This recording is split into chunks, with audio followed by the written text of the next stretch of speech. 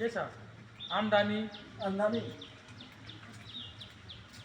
2000 1000 मात्र किन कसले जित्यो आज झन्डा यस्तो गर्नु नमस्कार। अनि तपाईँको नाम चाहिँ मेरो नाम रामप्रसाद उराम। अनि हजुर कहाँदेखि हुनुहुन्छ म दुबी बाह्र पूर्व कुसा ठोकाटोलदेखि।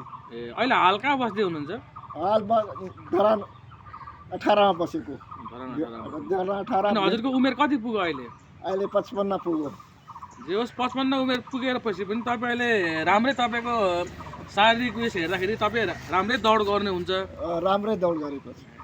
यो दौड गर्दाखेरि हामीलाई हुने फाइदाहरू चाहिँ के छ भने फाइदाहरू हामीलाई दौडमा गर्दा शरीर स्वास्थ्य राम्रो हुन्छ हैन। स्वास्थ्य राम्रो हुन्छ।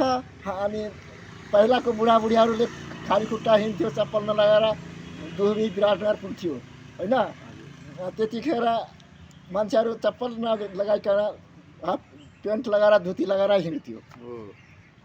अनि आज 10 किलोमिटर कुद्नु तपाईँलाई कतिको गाह्रो भयो 10 किलोमिटर खाली खुट्टा हजुर 10 किलोमिटर खाली खुट्टा त मलाई गाह्रो भएन। तर गिट्टी थियो चौधरी गाउँतिर यहाँ कुद्दाखेरि गिट्टीमा साह्रै ठक्कर लाग्यो। अनि बिस्तारैको 45 मिनटमा पुगेँ।